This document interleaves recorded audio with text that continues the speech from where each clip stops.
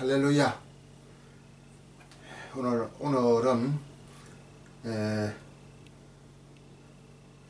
성경 공부 제목을 피가 죄를 속한다, 이러한 제목으로 말씀을 드리겠습니다. 피가 죄를 속한다. 그런 말씀이 어디 있지요? 레위기 17장 11절 말씀에 보면은 육체의 생명은 피에 있음이라. 내가 이 피를 너희에게 주어 단에 뿌려 너희의 생명을 위하여 속하게 하였나니 생명이 피에 있으므로 피가 죄를 속하느니라. 피가 죄를 속한다고 말씀을 했습니다. 레위기 17장 11절 말씀에 피가 죄를 속한다고 말씀을 했어요. 피가 죄를 속한다는 말씀이 무슨 말씀입니까?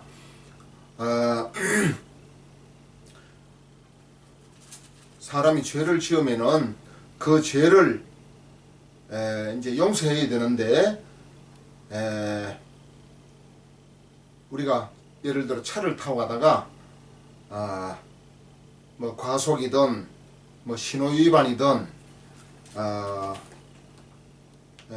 또 차선 위반이든 뭐 주차 위반이든 이런 그 교통법규를 위반했을 때에 이제 속도 위반이든 이런 위반을 할 때 이제 경찰이 이제 달려옵니다. 달려와가지고 운전면허증을 제시해 달라고 요구를 하잖아요. 그럴 때 막 아이고 잘못했습니다, 용서해 주세요, 내가 다음부터는 가속하지 않고 차선도 잘 지키고 신호도 잘 지키겠습니다, 한 번만 용서해 주세요, 한 번만 용서해 주세요. 그렇게 하면 교통경찰이 용서해 줍니까? 막 싹싹 빈다고 용서해 주는 게 아니에요. 교통경찰은 운전면허증을 제시하라고 그럽니다. 그 운전면허증을 내놓으면은 이제 신상을 적잖아요. 이름, 뭐 주민등록번호, 뭐 주소, 뭐 이런 걸 적고 이제 쉽게 말하면은 이제 범칙금 이제 딱지를 떼는 거예요. 그래가지고 범칙금 딱지를 이제 내주면서 이제 은행에 가서 이 범칙금을 납부하라 그럽니다. 싹싹 빈다고 되는 게 아니에요. 죄를 지으면은 죄값을 지불을 해야 되는 거예요. 죄값을 지불을 해요. 죄값을, 범칙금이 뭐 42,000원이든 뭐 얼마든 범칙금이 나오면은 그 범칙금 영수증을 가지고 은행에 가서 그 죄값 범칙금을 지불을 하면은 싹싹 빌 필요도 없고 뭐 끝나는 거예요. 해결이 되는 거예요. 양심의 가책을 가질 필요도 없고, 물론 이제 조심을 해야 되겠지요. 다시는 그런 일이 없도록 물론 조심을 해야 되겠지만은 뭐 울고불고 싹싹 빌 필요가 없다 이거예요. 우리 죄도 마찬가지예요. 하나님 앞에 우리의 죄도 죄 값을 지불을 해야 돼요. 어떤 사람은 막 죄를 짓고 막 새벽마다 회개 기도를 하고 잘못했습니다, 주님 용서해 주세요, 무슨 죄를 지었습니다, 무슨 죄를 지었습니다, 뭐 거짓말 죄를 지었습니다, 남을 미워했습니다, 시기 질투했습니다, 뭐 주의를 어겼습니다, 헌금을 못 내고 떼먹었습니다, 뭐 남에게 뭐 나쁜 짓을 했습니다, 도둑질을 했습니다, 뭐 나쁜 마음을 품었습니다, 뭐 온갖 뭐 죄를 얼마나 많이 짓습니까? 인간적인 죄, 윤리, 도덕의 죄도 포함이 되지만 하나님 앞에 또 얼마나 이 말씀을 지키지 못하는 죄를 많이 짓습니까? 그럼 새벽마다 가서 주여 용서해 주세요. 저도 복음을, 십자가의 대속의 복음을 정확하게 모를 때 맨날 눈물 콧물 흘리면서 회개 기도를 했어요. 오늘 우리 이게 17장 11절 말씀에 뭐라 그랬지요? 피가 죄를 속한다 그랬습니다. 피가 죄를 속한다. 로마서 6장 23절 말씀에 죄의 싹은 사망이요 그랬거든요. 죄의 싹, 죄값은 사망, 죽음이란 말이죠. 죽음. 죄값은 큰 죄나 작은 죄나 죽음입니다. 죄를 지으면 죽어서 지옥에 가야 되는 거예요. 그런데 이 죄값을 대신 해결하는 대속법이 있어. 인간에게는 대속법이 없습니다. 물론 범칙금을 뭐 무슨 대납해주는 그런 건 뭐 물론 가능하겠지만은 죄를 짓고 사람이 죄를 짓고 뭐 국회의원이나 장관이나 뭐 대통령이 죄를 짓고 교도소 들어가 있잖아요. 그러니까 그 죄를 대신 자기 아들이 예를 들어 죄를 짓고 교도소 가 있으면은 내가 교도소 대신 가 있겠습니다. 내 아들은 내 아들은 빼내주시고 제가 대신 죄값을 받겠습니다. 그게 됩니까? 안 되지. 그 대속법이 인간에게는 적용이 잘 안 됩니다. 적용되는 경우 없는데 하나님은 사랑이 많으시고 은혜와 긍휼이 크셔서 이 대속법으로 우리를 구원하시는 거예요.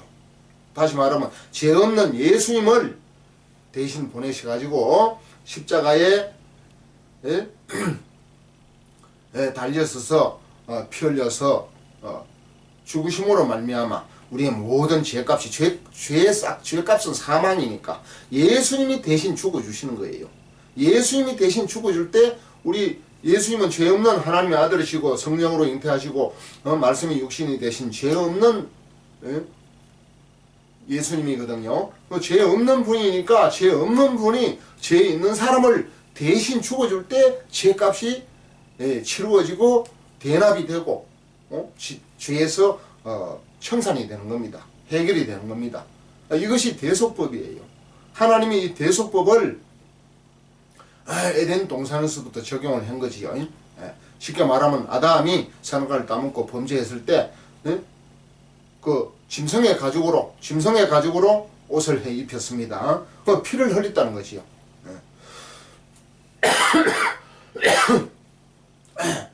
또 가인과 아벨의 제사도 마찬가지.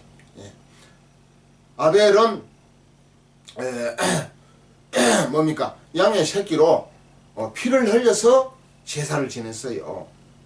그러나 가인은 땅에 나는 소상, 땅에 나는 각종 곡식으로 제사를 드릴 때 곡식은 피가 없잖아요. 그럼 죄 사함이 안 됩니다. 자기 죄가 사함이 안 되는 거예요. 아벨은 자기 죄를 사함을 받았습니다. 20세가 성년이 되고 나서 아벨의 죄는 아마 아담으로부터 아마 교육을 받았을 거예요. 성년이 되면은 쉽게 말하면 우리나라 나이로 한 20세가 되면은 하나님 앞에 나아가서 제사를 드려야 된다.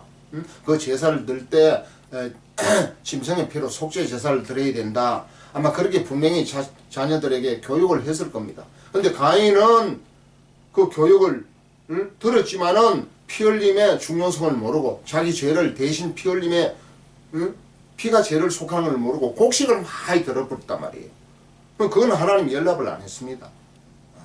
근데 아벨의 죄는 양을 잡아가지고 피를 흘려서 하나님 앞에 제사를 드리니까 아벨이 네가 죄가 있는데 네 죄 대신 양이 죽어서 피를 흘리는구나. 그럼 네 죄를 용서하마. 이 피는 물론 양의 피가 아벨의 죄를 대신하는 것은 아닙니다. 실제 우리 죄를 속할 수 있는 피는 예수님 피 하나밖에 없습니다. 예수 그리스도의 피 하나밖에 없는데 예수님이 오시지 않았기 때문에 짐승의 피는 예수님의 피의 그림자고 상징이고 예표란 말이에요. 예표. 예수님이 아직 오지 않았기 때문에 예수님 피 대신 짐승의 피로 제사를 드릴 수 있도록 하나님이 이러한 제사법을 허락해 주신 것이에요. 그렇기 때문에 오늘 레위기 17장 11절 말씀에 육체의 생명은 피에 있습니다. 내가 이 피를 너에게 주어 피를 줘가지고 제단에 그 단에 뿌려서 너희의 생명을 위하여 속하게 하였나니 죄를 사하게 하였나니 죄를 속하게 하였나니 생명이 피에 있으므로 피가 죄를 속하느니라 그랬거든요. 그렇기 때문에 구약시대 예수님이 오시기 전에는 구약시대에는 짐승의 피로 죄를 속했어요. 짐승의 피도 아무 짐승이나 잡아가면 안 되고 소나 양이나 염소나 비둘기 이게 정한 동물입니다. 하나님이 정한 동물. 소나 양이나 염소나 비둘기나 이걸 이제 잡아가야 되는데 이것이 없다고 해서 무슨 사슴피 좋다고 해서 사슴피를 잡아간다든지 돼지피를 잡아간다든지 개피를 잡아간다든지 뭐 타는 말을 잡아가지고 말피로 제사를 드린다든지 그렇게 하면 안 되는 거예요. 하나님이 정한 동물 소, 양, 염소, 비둘기 이 동물 중에서 정한 동물을 가지고 피를 흘려서 제단불에 바를 때 그 사람의 죄가 속해지는 것입니다. 그렇다고 해서 양의 피를 떡 잡아가지고 자기가 가지 않고 내 아내 죄를 지었는데 아내 죄를 사해주세요. 내 아들 죄를 사해주세요. 내 딸을 죄를 사해주세요. 우리 아버지 어머니 죄를 사해주세요 해가지고 양이나 염소를 잡아가지고 가서 성전에 가가지고 피를 흘려서 오지도 않는 사람을 죄를 사해 달라고 하면 안 되는 거예요. 본인의 죄를 사하기 위해서 본인의 재물, 속죄재물, 번제재물, 속죄재물을 잡아가지고 가서 성전에 성막에 또는 해막에 솔로몬이 성전을 짓기 전까지는 해막, 성막 솔로몬이 성전을 지었을 때는 성전에 가서 제사장에게 이제 자기 죄를 이야기함으로 인해서 그 속죄 제물 양이나 염소의 머리에 안수를 하고 손을 얹고 자기 죄를 이제 고백을 합니다. 자기 죄를 시인을 하고 고백을 하면은 그 죄가 양의 머리나 염소의 머리에 넘어가는 걸로 돼 있어요. 넘어가서 이제 그 양은 이 죄인의 죄를 이제 전가받았기 때문에 넘겨받았기 때문에 양은 거기서 이제 목에 칼을 찔러서 피를 받아가지고 이제 제단불에 바르는 것입니다. 제단불에는 왜냐하면은 죄를 지을 때 그 제단불에 죄가 기록되는 걸로 그렇게 되어 있습니다.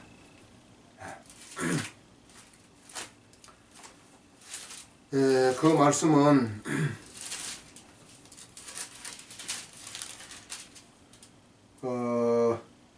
에레미야서의 말씀이 있지요. 에레미야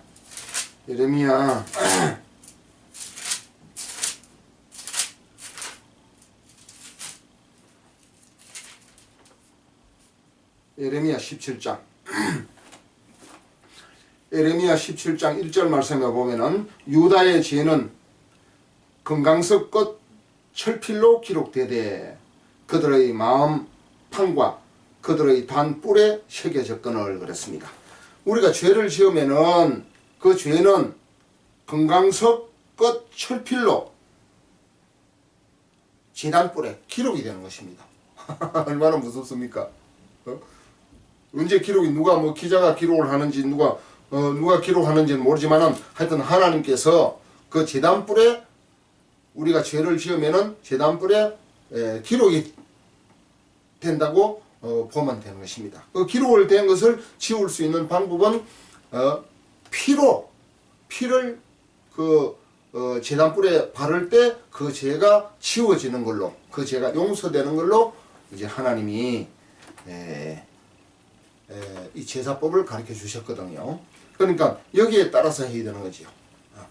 죄를 지으면은 내가 죄를 지으면 내가 죽어봐야 죄의 싹은 사망인데 내가 죽어봐야 죄값을 받기 위해서 지옥에 가잖아요. 지옥에 가지 않기 위해서는 내 죄 대신 죽어줄 대속물이 필요한 거예요. 그걸 이제 사람의 죄를 사람이 어떻게 대속을 합니까? 똑같은 죄인인데 또 그렇게 해서도 안 되는 거고. 그러니까 애매한 짐승의 생명만 이제 쉽게 말하면 제물로 사용이 되는 것이요. 그 짐승의 피를 짐승을 잡아가지고 소나 양이나 염소나 비둘기나 만약에 소를 가지고 갈 사람 힘이 없고 능력이 없고 또 양이나 염소를 가지고 갈 체력이나 능력이 없으면은 비둘기를 잡아가야 되는 거예요. 집비둘기나 뭐 산비둘기나. 산비둘기를 잡을 때 흠이 있으면 안 됩니다. 다리를 다치든지 뭐 털이 뽑히든지 눈이 빠지든지 이렇게 하면 안 되는 거죠.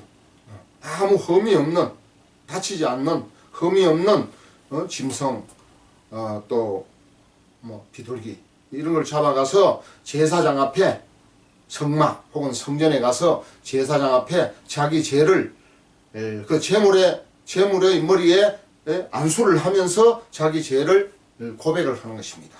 그 자기 죄를 고백할 때 그 죄가 넘어가는 걸로 되어 있습니다.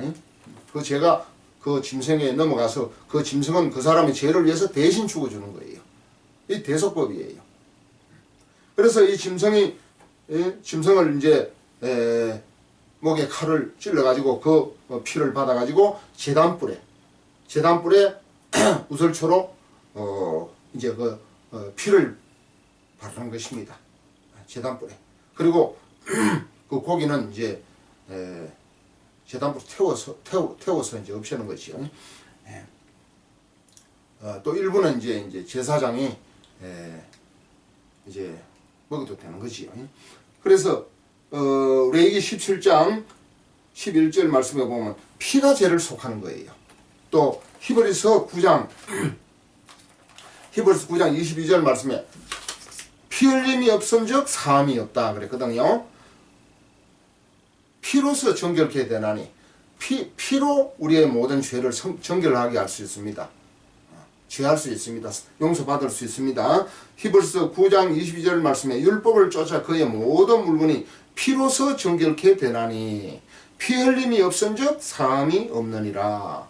그러니까 피 흘림이 없은즉 용서가 없습니다. 죄 사함이 없습니다. 예수님은 죄 없는 육신으로 성령으로 잉태하시고 말씀이 육신이 되셔가지고 이 땅에 오셔서 우리 죄를 대신 대속하시기 위해서 십자가에서 피 흘려 죽으신 거예요. 피 흘려 죽으신 것입니다. 그러니까 예수님의 피는 우리 모든 인류의 죄값을 위한 피라는 것은 생명이 피에 있다 그랬잖아요. 그러니까 예수님의 육신의 생명이 죽어주셨다 그 말이에요. 죄 없는 예수님이 대신 십자가에 죽어준 것입니다. 왜? 죄값은 사망이니까. 로마서 6장 23절 말씀에 죄의 싹은 사망이요 그랬잖아요. 죄값을 치르기 위해서 죄 없는 예수님이 2000년 전 갈보리산 십자가 위에서 피 흘려 죽어주시고, 예수님은 죄가 없는 분이기 때문에 우리 죄를 위해서 죽어주시고 3일 만에 부활하신 거예요. 예수님 본인은 죄가 없기 때문에 우리 죄를 위해서 죽어주시고, 우리 모든 인류의 죄값은 얼마 동안 필요했습니까? 3일간 죽으시고 이제 3일간 쉽게 말하면 죄를 지으면은 판사가 재판장이 형량을 내리잖아요.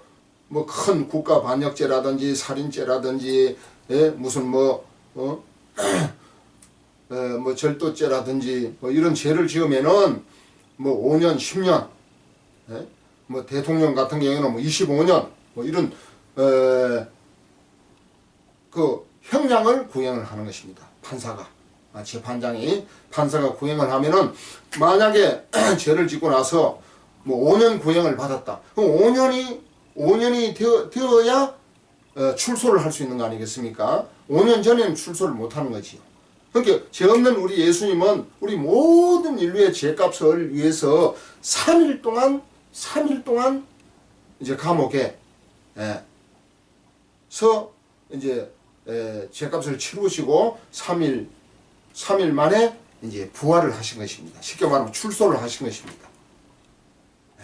만약에 예수님이 아직 죽으시고 부활을 못했다면 아직도 우리 죄값을 갖고 있는 걸로 보아야 되는 거예요. 그러한 말씀이 어디 있지요?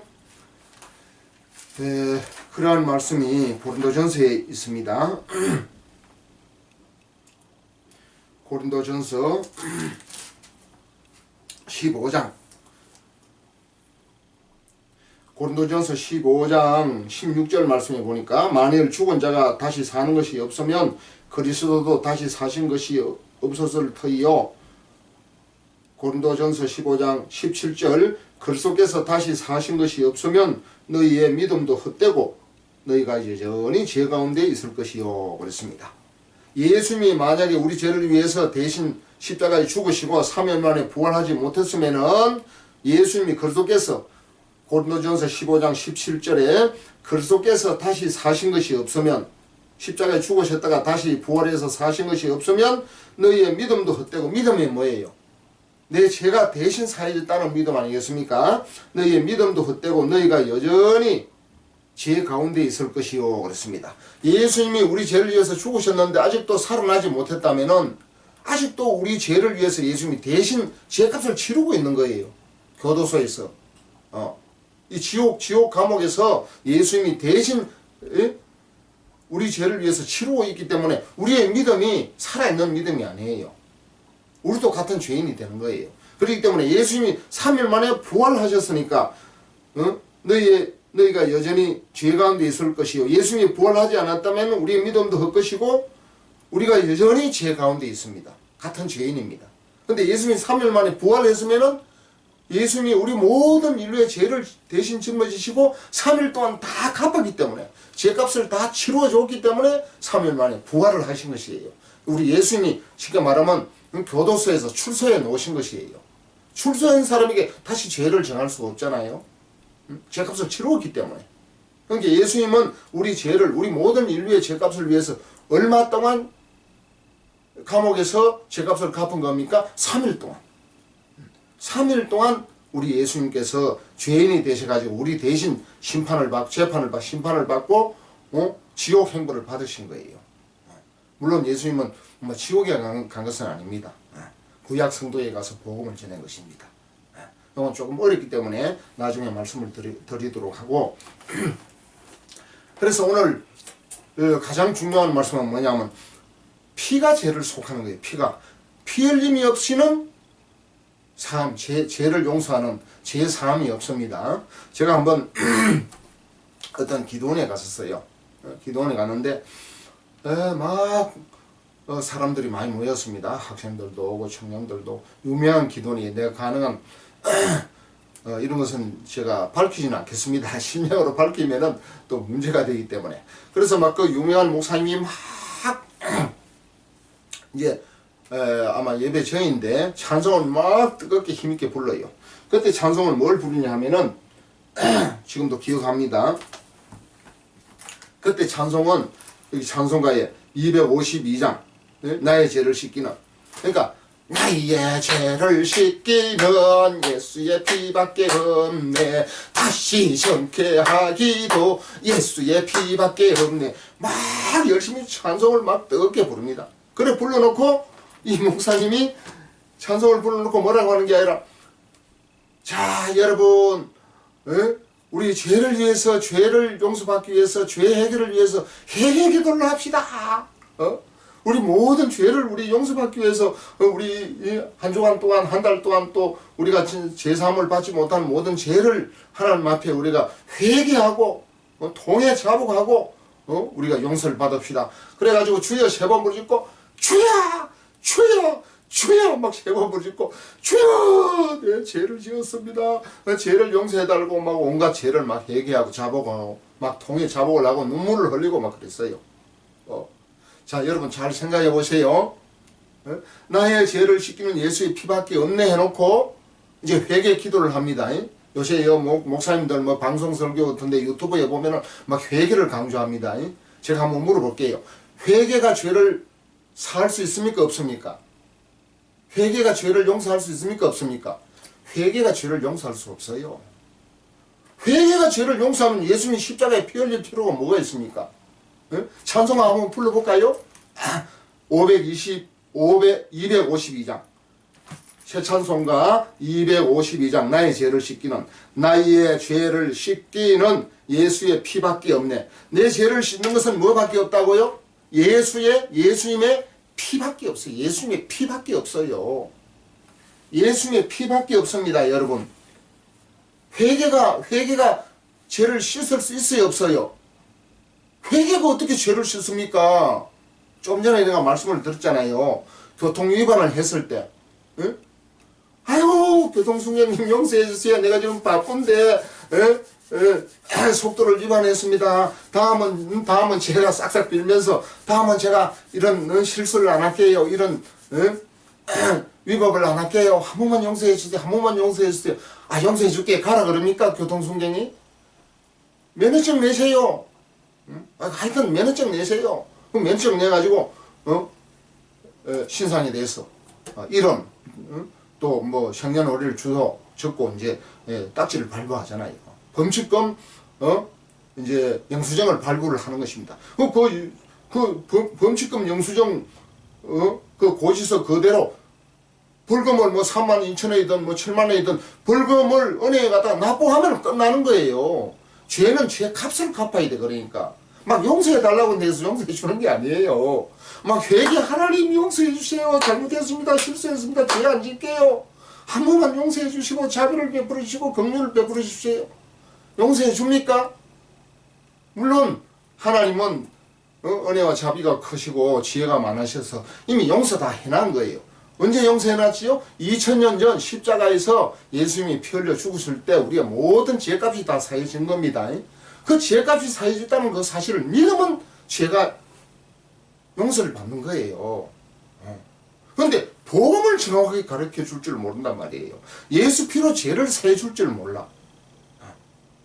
그래가지고 주로 이제 이야기하는 게 뭔 줄 압니까? 자, 요한일서 1장 9절 이걸 많이 이야기를 합니다. 요한일서 1장 9절 만일 우리가 우리 죄를 자백하면 저는 미쁘시고 의로우사 우리 죄를 사하시며 모든 불의에서 우리를 깨끗게 하실 것이요 만일 우리가 우리 죄를 자백하면 저는 미쁘시고 의로우사 그랬잖아요. 예수님은 미쁘시고 의로우사 우리 죄를 사시며 우리 죄를 자백한다고 해서 막 내 죄가 이런 죄를 지었습니다. 왜냐하면 성경에는 하나님은 죄인을 부르러 왔지 의인을 부르러 오지 않았다 그랬잖아요. 그렇게 많은 사람들은 자기가 죄가 있으면서도 죄가 없는 줄 알아요. 죄를 숨기고 감추고 은폐시키고 죄를 자꾸 죄가 없는 것처럼 왜? 죄는 부끄럽고 쑥스럽고 창피하고 또 죄는 벌을 받아야 되기 때문에 죄를 지어도 나는 죄를 지었습니다. 이런 죄를 지었습니다. 솔직하게 고백하고 자백을 안 합니다. 여러분 국회 청문회 못 봤습니까?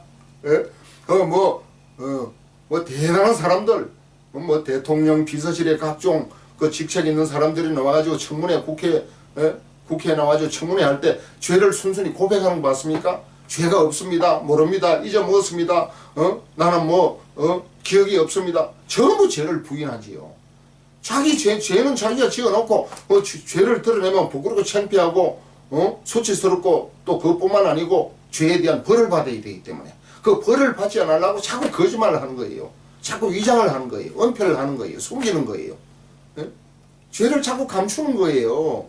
그러니까 하나님 앞에서도 우리가 죄를 없는 것처럼 죄를 꼭 감추는 거예요. 죄를 지어놓고도 감추면 뭐 계속 살 것처럼 생각해가지고 하나님도 속일 것처럼 생각해가지고 죄를 감추는 거예요. 죄를 드러내야 죄를 사하지. 죄를 드러낼 때 예수님의 피값으로 내 죄값이 지불됐다는 것을 믿고 예수님의 피값으로 예수님이 내 죄를 위해서 내가 심판받고 내가 지옥 갈 그 재판을 그 죄에 대한 행보를 예수님이 대신 갚아줬기 때문에 예수님이 죽었다는 증거가 피 흘림 아니겠습니까? 죽었다는 증거 죽었다는 영수증이 피란 말이에요. 피. 그러니까 예수 피값으로 내 죄가 다 사해졌다는 것을 믿을 때 내 죄가 사해지는 거예요. 근데 언제 내 죄가 사해집니까? 이미 2000년 전에 사해놨습니다. 그 사실을 우리가 깨달을 때 제사함을 받습니다. 어떻게 제사함 받지요? 요한일서 1장 7절 그 아들 예수의 피가 우리를 모든 죄에서 깨끗하게 하실 것이요 모든 죄 우리가 태어나서 죽을 때까지 모든 죄를 위해서 예수님이 십자가에서 죽으시고 피 흘리실 때 우리의 모든 죄값이 다 지불이 되고 갚아지고 청산이 되고 죄에서 해방을 시켜놓은 줄 믿으시기를 주의 이름으로 축원합니다. 그런데 주여 잘못했습니다. 물론 잘못했지요. 물론 용서를 빌어야 되지요. 빌어야 되지만은 실제 죄는 십자가의 대속의 피값으로 죄가 사해지는 거예요. 그러니까 십자가의 대속의 피값을 가르쳐 줘야 되는 거예요. 이게 복음입니다. 이게 복된 소식이고 우리를 죄에서 해방하고 구원하는, 죄가 있으면 지옥 갑니다. 죄를 용서받, 죄사함을 받는 것이 구원의 내용이라 그랬잖아요. 그러니까 피 흘림이 없이는 죄사함이 없어요. 예수님이 피 흘렸다는 것을 놔두고, 예수님은 피 흘려서 우리 죄값을 지불했는데 그거는 놔두고 내가 막 회개를 해가지고, 내가 막 노력을 해가지고, 내가 막 힘쓰고 애쓰고 눈물 콧물 흘려가지고 죄를 용서받는다 하는 이러한 생각은, 십자가의 대속의 피하고 너무 거리가 먼 거예요. 물론 회개는 해야 됩니다. 회개한다고 해서 회개 자체가 죄를 사는 게 아니에요. 죄는 뭐가 사합니까? 죄는 예수 피값으로 사는 거예요. 나의 죄를 씻기는 회개밖에 없네. 나의 죄를 씻기는 예수의 피밖에 없습니다. 할렐루야. 나의 죄를 씻기는 예수의 피밖에 없네. 또 죄를 짓습니다. 그래도 다시 정케하기도 예수의 피밖에 없네.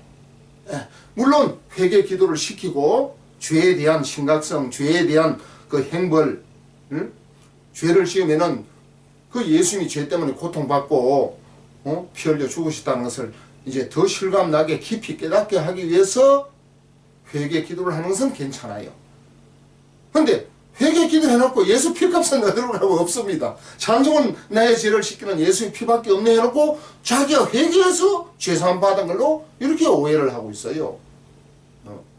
자기 어떤 회개 막 눈물 콧물 흘리면서 회개하는 거기에 어떤 힘이 있고 위력이 있고 효과가 있는 줄 압니다. 물론 죄를 감추면 안 돼요. 죄를 자백을 해야, 죄인으로 시인을 하고 죄인으로 고백을 하고 죄인으로 자백을 해야 죄를 용서받는 건 맞습니다. 용서는 뭘가 받는 거지요? 피 흘림이 없이는 사함이 없다니까. 예수 피값으로 내가 죄를 사함받는다는 것을 분명하게 믿으시기를 주의 이름으로 축원합니다.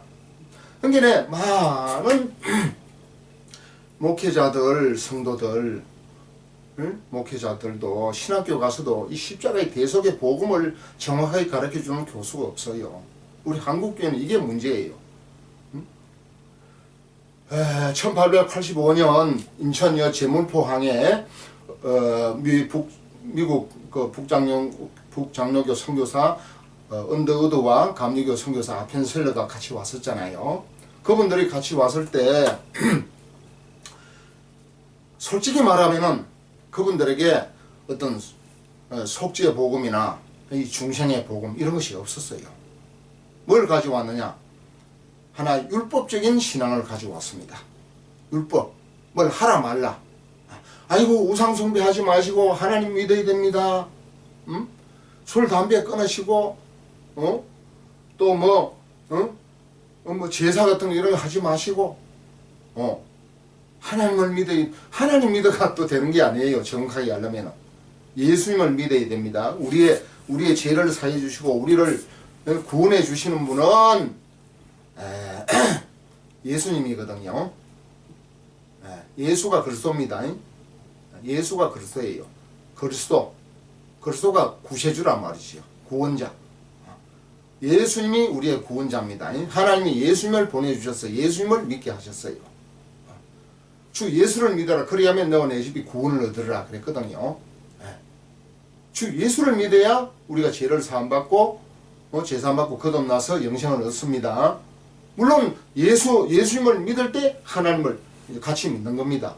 그런데 예수는 모르고 하나님만 자꾸 부르면 안 됩니다. 무슨 말인지 알겠습니까? 어떤 성도가 있었어요. 어떤 집사님이 있었는데 자기 아버지가 이제 임종을 맞이했습니다. 임종을 맞이해가지고 이제 곧 돌아가시려고 하는 순간인데 목사님이 와서 같이 예배를 드립니다. 예배를 드렸는데 아버지 하나님을 부르세요. 하나님을 부르세요. 하나님을 믿으세요. 하나님을 부르세요. 그러면 지옥에 안 가고 구원받고 천국 갑니다. 하나님을 부르세요. 맞습니까? 틀립니까? 틀렸습니다. 오랫동안 다닌 그 여집사가 아직도 하나님을 부르세요. 하나님 불러가 되는 게 아니에요. 누굴 불러야 됩니까? 성경에 주 예수를 불러라고 되어 있어요. 주 예수. 예수님을 부르셔야 됩니다. 예수님을 믿어야 제사함을 받고 구원을 받습니다. 할렐루야. 예수 피로 우리가 모든 죄가 사함을 받는 거예요. 구원의 내용이 뭐라고요? 제사함 받고 거듭나는 것이 구원의 내용이에요. 거듭나는 것은 조금 어렵습니다. 죽은 영이 살아나는 것이 거듭남이에요. 그러니까 신앙의 전제가 분명해야 됩니다. 신앙의 전제, 첫째는 우리 인간은 태어날 때부터 죄인으로 출생합니다.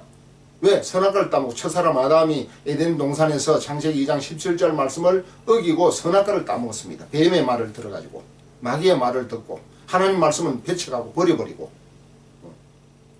창세기 2장 17절 말씀에 선악을 알게 하는 나무의 실과는 먹지 말라. 내가 먹는 날에는 반드시 죽으리라. 그렇게 말씀을 했는데도 불구하고 뱀이 결코 죽지 아니하리라. 창세기 3장 4절에 결코 죽지 아니하리라. 내가 이것을 먹으면은 눈이 밝아지고 하나님과 같이 되고 선악을 알게 되리라 그랬어요. 선악을 눈이 밝아지고 눈이 밝아 있는데 하나님과 같이 되고, 자, 이 보세요. 하나님과 같이 된다는 거예요. 얼마나 지금 우리 인간은 첫사람 아담이 흙으로 하나님이 지으시고 그 코에 생기를 불어넣어서 생명의 사람이 되었습니다. 생명, 살아있는 영이 있는 거예요. 살아있는 생명, 이 영생의 생명이 있는 것입니다. 근데 선악과를 따먹을 때 반드시 죽으리라 하는 말씀대로 선악과를 따먹을 때 결코 죽지 아니하리라. 뱀은 속였어요. 마귀는. 결코 죽지 않는다는 말은 그 속에 있는 영은 죽었지만은 육신이 죽었습니까? 안 죽었습니까? 육신의 생명 아담은 930살까지 살았습니다. 창세기 5장 5절 말씀해 보면 930살까지. 그러니까 육신은 단정 안 죽었잖아요. 또 우리 인간은 영혼 육인데 영은 죽었지만은 혼은 정신은 살아있잖아요. 그러니까 아담에게 하와에게 마귀가 속일 때 결코 죽지 아니하리라. 결코 죽지 않는 건 아니지만 당장 죽지는 않았지요. 육신의 생명이 죽지를 않았지요. 그러니까 마귀는 육신에다가 초점을 맞추고 얘기했고, 하나님은 내가 반드시 죽으라 하는 것은 영이 죽는다고 말씀을 한 거예요. 우리 인간은 선악과 따먹고 난 이후에 영은 죽고 혼과 육신은 타락하고 부패한 상태로 태어나게 되는 것입니다. 혼적인 존재예요. 영적인 존재가 아닙니다. 그렇기 때문에 우리 인간은 전제가 분명해야 됩니다. 우리 인간은 태어날 때부터 죄인의 신분으로 출생합니다. 죄인입니까? 의인입니까? 선악과를 따먹기 때문에 죄인으로 출생하는 거예요. 시편 51편 5절 말씀에 죄악 중에 출생하고 죄악 중에 잉태했다 그랬거든요. 이게 원죄입니다. 죄인으로 출생하고, 죄인으로 출생해가지고 구원을 받으려면 어떻게 해야 되지요? 죄인이 제사함 받고 의인이 되면 되는 거예요. 그 다음 우리 인간은 태어날 때부터 영이 죽은 상태로 태어납니다. 영이 영생이라 그랬잖아요. 영의 생명이 영생입니다. 혼의 생명이 영생이 아니고 육신의 생명이 영생이 아니고, 하나님은 영이시기 때문에 요한복음 4장 24절 말씀에 하나님은 영이시기 때문에 그 하나님이 생기를 우리 인간의 코에 불어넣으실 때 생명의 사람이 된 거예요. 살아있는 영의 사람이 되었는데 선악과를 따먹을 때 반드시 죽으라 하는 창세기 2장 17절 말씀에 따라서 우리 인간은 선악과를 따먹을 때 죽게 된 거예요. 왜 죽게 되었습니까? 하나님의 말씀이 요한복음 6장 63절 말씀에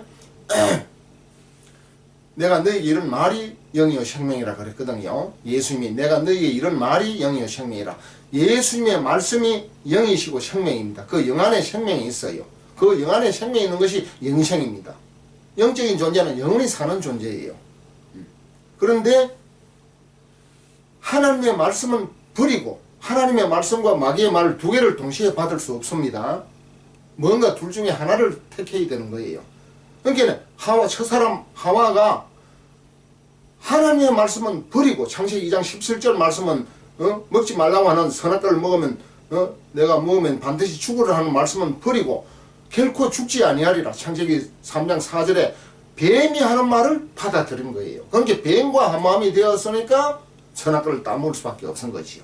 선악과를 따먹었다는 것은 하나님 말씀은 버리고 뱀의 말을 받은 겁니다. 하나님의 말씀이 떠나갈 때 영이 죽는 거예요. 알겠습니까?